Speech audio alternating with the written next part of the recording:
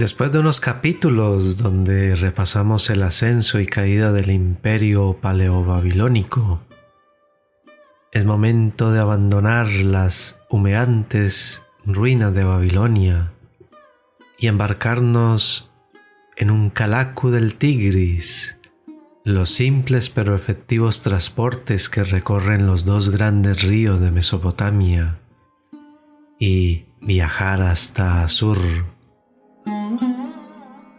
Después de 3 capítulos de ausencia, es hora de volver a Asiria.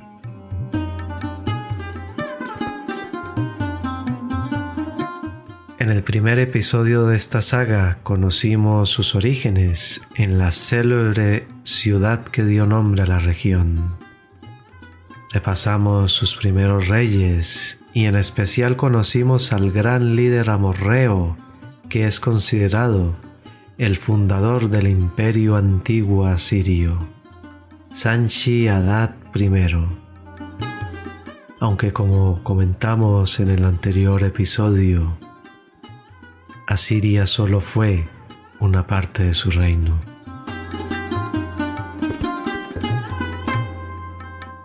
Ahora es momento de conocer qué pasó después de la muerte de Sanchi-Adad y recorrer la historia hasta donde lo dejamos, en Babilonia.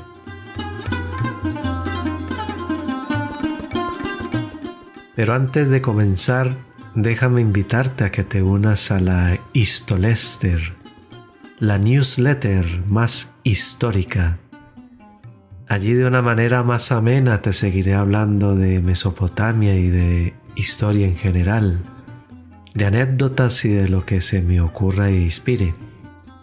Encontrarás el enlace en la descripción. Bien, ahora sí, remontemos el Tigris y viajemos a la Alta Mesopotamia.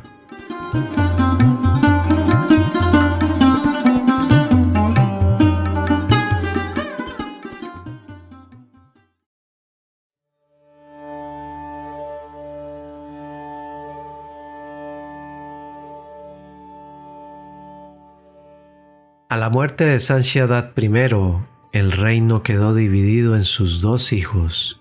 Por un lado Isme-Dagan I en Ekalatun y por otro Yasmak-Adad en Mari. Del reinado de este último rey se ha encontrado abundante correspondencia que intercambió con su padre y su hermano mayor. Por lo que se puede ver en estas correspondencias, Yasmak-Adad fue un gobernante inmaduro, tanto que el padre le pedía que se pareciera más a su hermano. Siempre a la sombra de estos dos, a la muerte del padre, el rey de Esnuna y Balpiel lanzó una campaña sobre Mari. Si bien no resultó victoriosa, sí que posibilitó que desde Yankad, donde se ocultaba el legítimo heredero al trono, Sinrilin, atacara la ciudad. Ante esto, Yasmak-Adad tuvo que huir apresuradamente y se ignora cuál fue su final.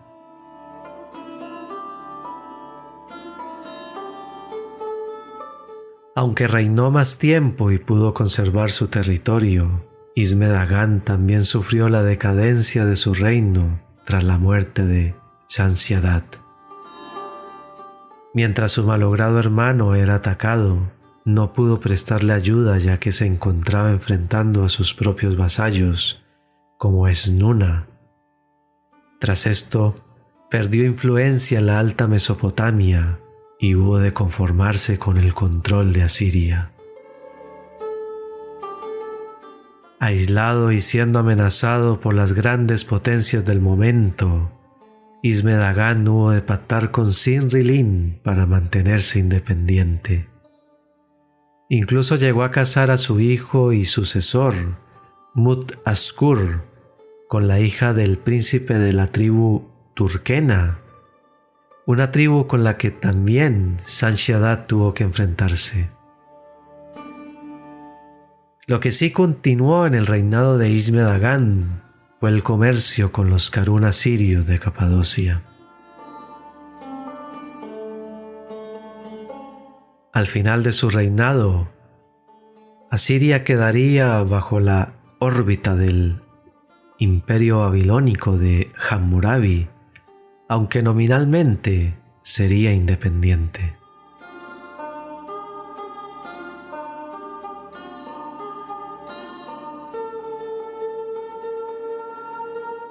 Isme-Dagán sería sucedido por su hijo Mut-Askur hacia 1740 a.C.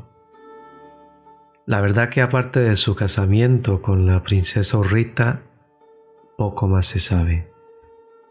Tan solo unas cartas encontradas en Mari dirigidas probablemente a Sinrilin. Del sucesor de Mut-Askur no se sabe el nombre completo, aunque se cree que es Rimush. Fue en 1730 y la lista real asiria no le menciona, probablemente porque su reinado fue demasiado corto. A Rimush le sucedería el hermanastro de Mut-Askur y último descendiente de Sanshadat, Asinun. Aquí hay una confusión de fechas desde el reinado de este rey y del siguiente. De Asinun no se sabe absolutamente nada más allá del nombre. Lo que sí se sabe es que fue expulsado por Puzur-Sin, quien también destruyó el palacio del fundador de la dinastía de Sanshadat. Este Puzur-Sin califica a Sanshadat y sus descendientes como peste extranjera y hombres de sangre no asiria. La situación en Asiria iba de mal en peor, pero es que lo que vendría a continuación sería aún peor. A la muerte de Puzur-Sin empieza un periodo de anarquía que va aproximadamente de 1730 a 1700. Durante esta época, el trono asirio pasa a manos de unos personajes que dan nombre al capítulo, los llamados en la lista real asiria como hijo de nadie, los usurpadores.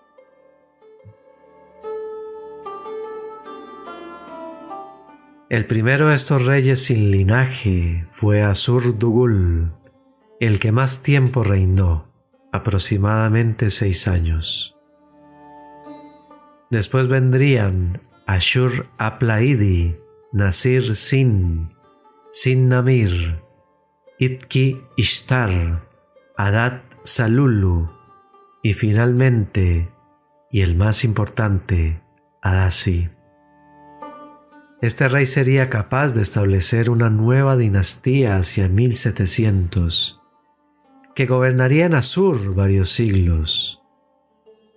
Y como recordamos del anterior episodio de Babilonia, también fue capaz de liberar a Asiria del dominio babilónico en tiempos del hijo de Hammurabi, Sansu y Luna. Aparte de sus nombres de los reyes que sucedieron a Adasi, poco más se sabe. Como no quiero resultar cansino al citar nombres y fechas, dejaré el listado de los reyes que van hasta el saqueo de Babilonia en la pestaña Comunidad.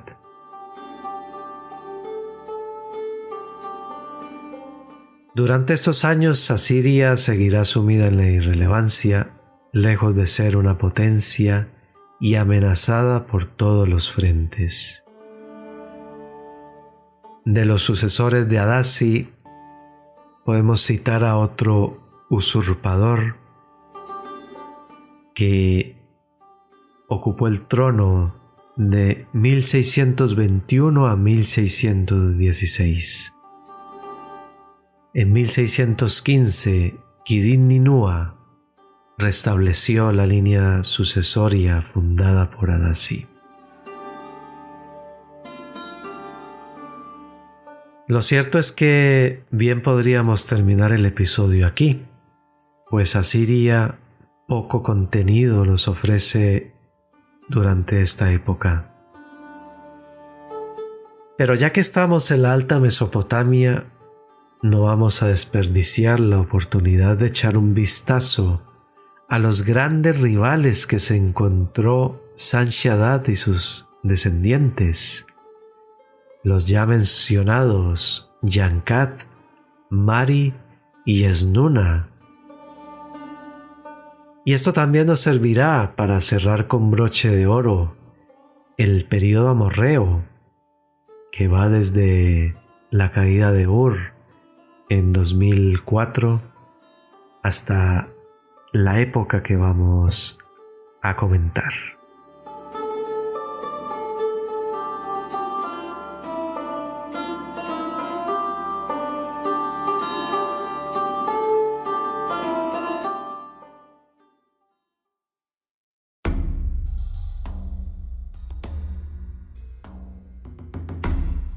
Empecemos con Yankat, la piedra en el camino triunfal de Sanshadad que terminó siendo su perdición. Este reino, centrado en la ciudad de Alepo, surgió a finales del siglo XIX a.C. Su población era de mayoría amorrea, con elementos surritas. Las principales fuentes para estudiar este reino provienen de los hititas, ya que en la propia Jalab, que es como se llamaba Alepo en esta época, no se ha podido encontrar nada a nivel arqueológico. Según estas fuentes, Yankat fue uno de los reinos más poderosos de Oriente Próximo, dominando gran parte de Siria y extendiendo su influencia a Mesopotamia. El primer rey del que se tiene constancia es Sumoepe, quien combatió contra el aliado de Sanshadad en Siria, Iski-Adu de Kadna. Su sucesor fue Yarin-Lin, quien prestó apoyo a Sinri-Lin para recuperar el trono de Mari, y al que casó con su hija Chittu. Para desgracia de Sinri-Lin, el sucesor de Yarin, Hammurabi I, no ayudó o no pudo ayudar a su aliado cuando más lo necesitaba en su lucha contra el Hammurabi más famoso, el de Babilonia. En el reinado de su sucesor, Abam, la familia real se le rebeló, pero uno de sus familiares, Yarin-Lin, permaneció fiel y como recompensa le fue dado un reino propio en la ciudad de Alalak, fundando así su propia dinastía.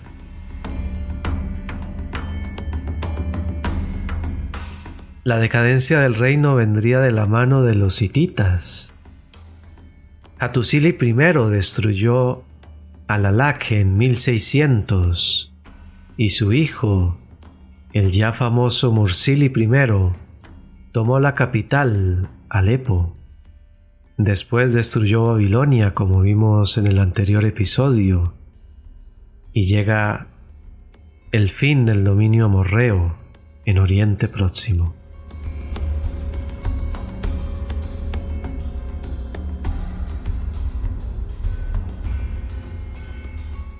Ahora pasemos a Mari, la gran urbe que surgió en un punto estratégico para el comercio entre las ciudades sumerias y el norte de Siria. Su población era semita, posiblemente formada por acadios. Fue en 2900 a.C. cuando empezó su primera época dorada, que terminaría aproximadamente en 2350, a manos, presuntamente, de Sargón de Akkad o de su rival, Ebla. La urbe, que quedó reducida a una aldea, sería restaurada en tiempos del rey acadio Manishtusu. Allí fue instalado un Chacanacu, un gobernador militar del imperio acadio. Estos gobernadores seguirían rigiendo la ciudad aún después de la caída de Agadet y todavía bajo el dominio de Ur. La dinastía de estos Chacanacu desapareció por razones aún desconocidas.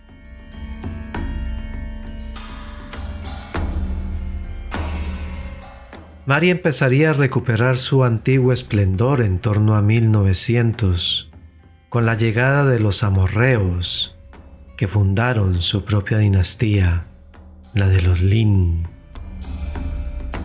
Esta dinastía tuvo que enfrentarse con Sanshadad, que aprovechando los conflictos que tenían abiertos con otras ciudades, ocupó la ciudad y puso en el trono a su propio hijo, como ya vimos en el primer episodio de la saga.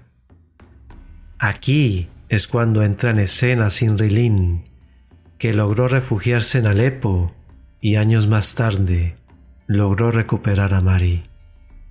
Esto fue en 1776.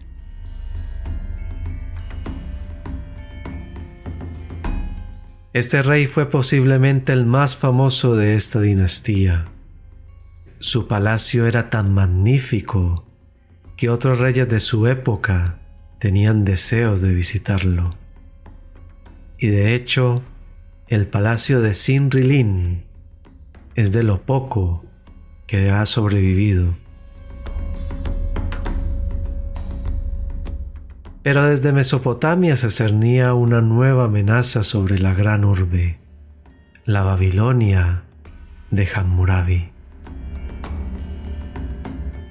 Aunque ambos reinos en 1763 firmaron una alianza junto con Alepo para hacer frente común contra los elamitas, la ambición del rey babilonio se hizo patente en el reparto desigual del botín, lo que generó tensiones en la alianza. Alepo se retiró, pero Sinrilin desafió a Babilonia, lo que marcaría el destino de Mari. En 1761 la ciudad fue atacada y la dinastía Lin derrocada.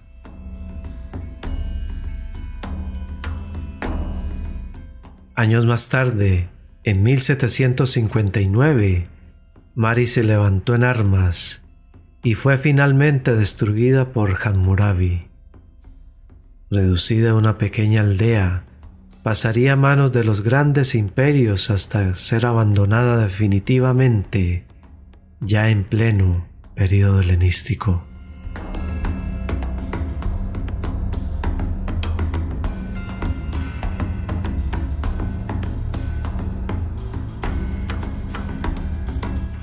Y finalmente hablemos de Esnuna. Se sabe que esta ciudad estuvo ocupada desde el 3000 a.C., en el período arcaico sumerio. Estuvo bajo dominio acadio y de Ur, y alcanzó un corto periodo de predominio después de que la gran urbe sumeria cayera. El rey más importante de esta ciudad fue Naram-Sin, quien fue capaz de ampliar sus territorios a Babilonia, Ekalatun y Asur. Sanshadad le arrebató algunos territorios que serían recuperados tras su muerte.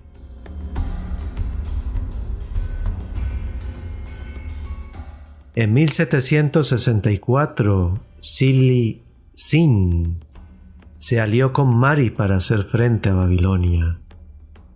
La alianza fracasó y Esnuna fue capturada por las tropas babilónicas. Por si fuera poca desgracia, tiempo después la ciudad sufrió una devastadora inundación. Finalmente, entre 1741 y 1736, el gobernador de la ciudad, Ani, se rebeló con la ayuda de Larsa. Las tropas babilónicas capturaron y ejecutaron al rebelde, y la ciudad fue arrasada, marcando su final.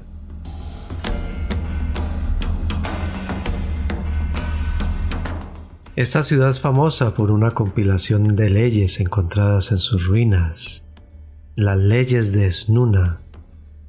Se desconoce bajo qué rey fueron compiladas. Lo único que se sabe es que fue a comienzos del periodo paleobabilónico.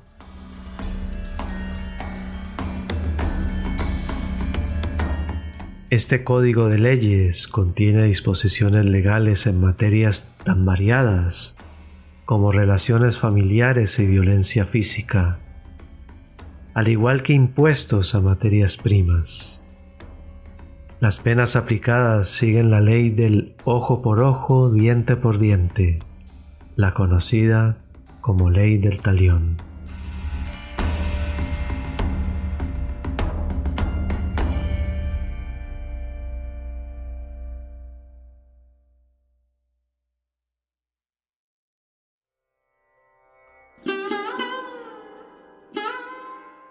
Con Esnuna terminamos este episodio que, como hemos visto y como ya dije, Asiria por sí sola no ofrece los suficientes alicientes como para contar más historias.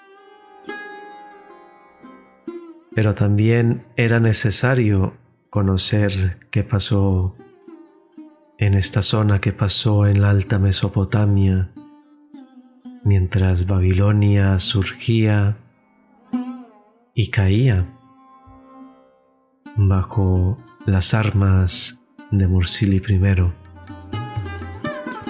Este ha sido un capítulo de transición, más informativo de lo que había hecho hasta ahora.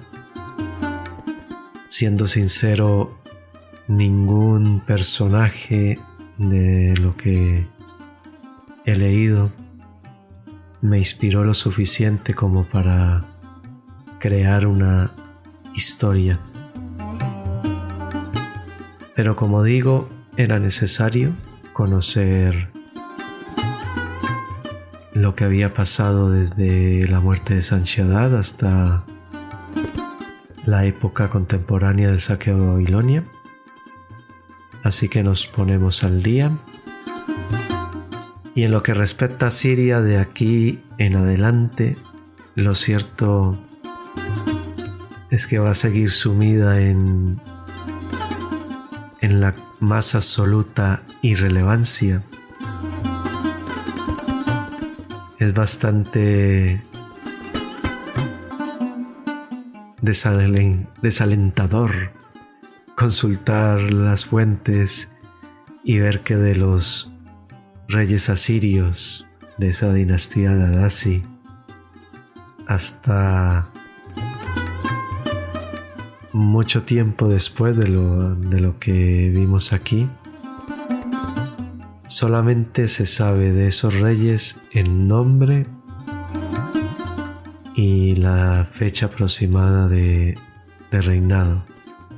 No hay ningún evento, no hay ningún logro que haya sobrevivido, al menos que haya sido digno de contar. Así que Asiria va a seguir siendo un territorio de segunda división, pero sí que pasarán cosas, porque en el siguiente episodio vamos a darle la bienvenida a una nueva civilización, a una nueva cultura, y va a ser interesante. va a ser muy interesante conocer a los surritas, que fundarán diversos reinos por la Alta Mesopotamia y Siria, y uno de ellos en especial va a tener suma importancia. Pero eso será en el siguiente de Historia Siria. Por el momento lo dejamos hasta este punto. Y he querido recuperar la costumbre de hablar sin guión, de hablar aquí de manera más cercana acerca de lo que hemos visto en el capítulo. Y también quería informaros de que he realizado mi primera colaboración con un canal amigo. Ha sido en YouTube, ha sido con La Taberna de Castor. Así que si queréis conocer la cara de quien os habla, os dejo en la descripción del episodio el enlace al canal de La Taberna de Castor, y así le echáis un vistazo. Y también quiero, para finalizar, recordar que estoy empezando una newsletter donde quiero seguir compartiendo pues todo esto que me apasiona, que es la historia, Mesopotamia, Babilonia, de una manera más amena, más desenfadada. Y esto lo quiero combinar con mi diario vivir, con las anécdotas, con las vivencias que me van pasando. Así que os dejo también el enlace es a mi página web, a la página del podcast de historiapodcast.es. Y me despido por hoy, ahora sí. Muchas gracias por escucharme y nos vemos en el siguiente, que volveremos a Babilonia, que también van a pasar cosas interesantes, porque no todos los días se inaugura, se inicia una nueva dinastía. Eso será en el siguiente.